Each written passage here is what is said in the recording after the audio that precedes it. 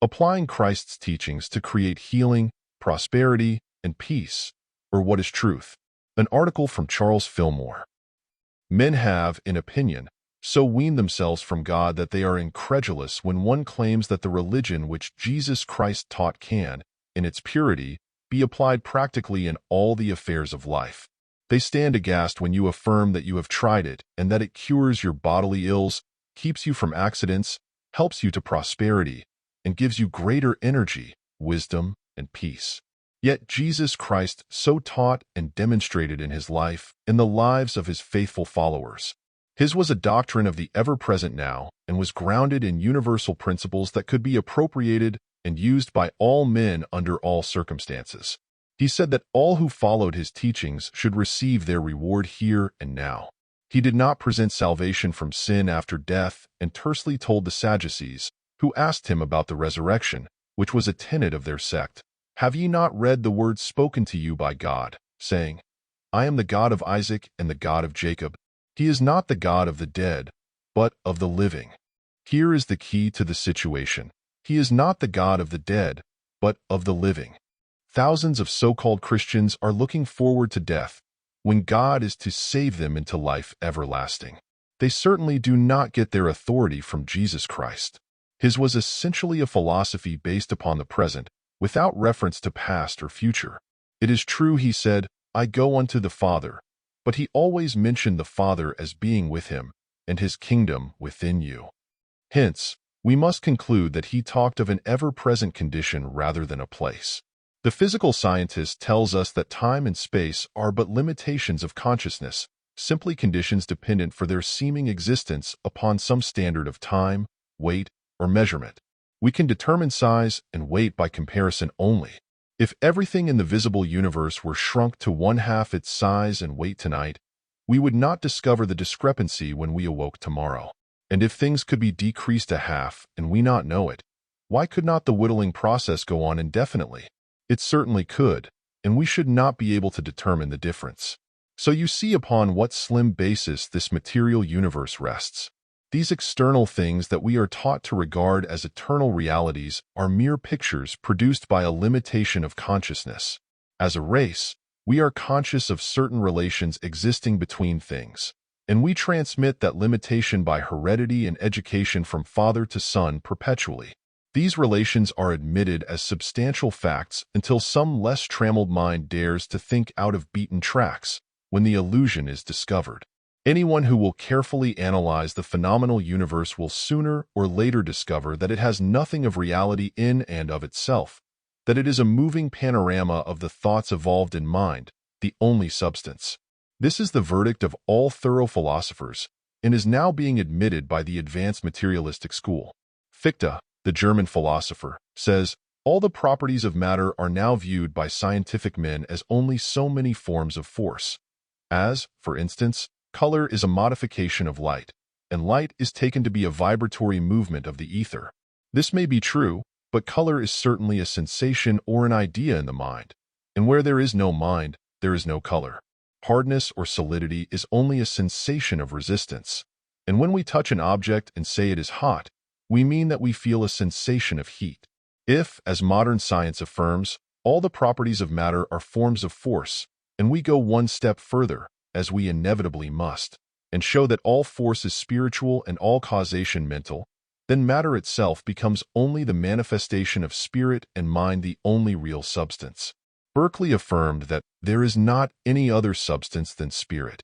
All the affairs of life that have to do with time and space are related through sensation, and sensation is regulated by thought.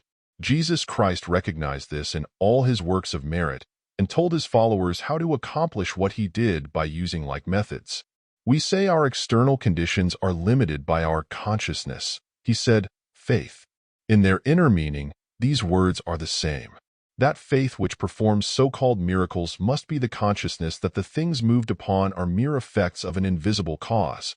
Therefore, faith is absolute knowledge of the true relations of spirit, and when one has that consciousness, all things are possible to him.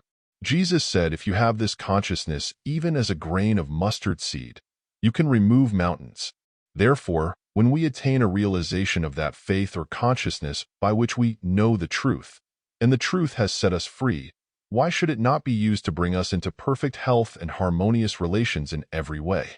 If the religion of Christianity is not, in its purity, applicable to every department of life, then Jesus Christ was a failure as a guide for mankind. He said that those who believed in him should have salvation. That is, they should know how to solve successfully the problem of existence, and when conscious understanding was reached, have life age-lasting. If the orthodox religion of the day does not accept this promise literally and demonstrate its truth in a practical way, it has not caught the spirit of Jesus Christ's mission. Jesus did not represent that he had discovered a new way to save men, nor did he reveal his doctrine to a select few behind closed doors, nor try to copyright it or label it in any way whatever. He did not even give it a name. He knew that what he was telling was truth universal and inherent in all men, and only dormant through ignorance. He came to remind men of that consciousness within them which they had forgotten or willfully ignored. Faith in the goodness of the Father and perfect unity with him was the burden of his teaching. He said this faith or state of oneness with the great first cause would free men from that condition of discord called sin and cast out that adverse consciousness called Satan, a liar from the beginning. Both he and his disciples showed that such a state was attainable. They cured the sick, preached the gospel acceptably, cast out demons, and raised the dead. This was carrying out the Great Commission which he always gives to all who accept him and promise to do his work. Now the question is, have you the mind in you which was in Christ Jesus? If you have that consciousness which he had, and which he promised all should have who believed in him, you can heal all your ills, overcome all conditions of adversity, and bring yourself into a state of serene happiness. This consciousness is the heritage of all men, and it does not make any difference whether you are Christian, infidel, or pagan. God didn't label any of his productions. He let Adam do that when he passed the animals before him to see what name he would give them. All that God created was pronounced good, but Adam, or the limited consciousness of man, pronounced a part of it evil. Now Adam is still naming God's good work and making himself ridiculous at the same time. If you say that you are sick, you have made a bad blunder in naming God's healthy production, and you had better change it at once. If you think you see sin in the world and are calling attention to it in your sermons or conversation, you had better quit it. There must be an error somewhere. God did not make any sin, and it may be that your consciousness is cross-eyed. Look sharp, and you will see the good. If you are an infidel and sick or unhappy, you have forgotten that latent talent or faith quality within you which will bring you perfect health and harmony. If you are passing as a Christian and complain about sickness or are proud, selfish, and not willing to give the coat off your back or divide up your goods with the needy, you are no follower of Christ. He was a very practical man and knew what he was talking about when he said, "Sell all and follow me." He knew that a man must unload before he could find that peace called heaven. He knew the way that faith or God consciousness was produced. He knew that you could not develop that faith in God that would do work so long as you had a part of your faith centered in gold, silver, houses, and lands. So also, if your faith is centered in medicine, you cannot expect to develop the muscles of your God faith so that it will heal you. It is also true that if you have faith that you will die and go to heaven, that same faith will eventually pull you right out of your body and send you off on a wild chase after heaven. You inevitably develop a consciousness proportioned to your faith, and your consciousness always locates you, geographically or otherwise. Therefore, be careful to have faith in the good God. Then your faith will become substance, divine substance, that knows not evil, sin, sickness, or death. Then you will manifest here and now that your religion is what you claim for it, a practical, living reality. And that is the end of the article.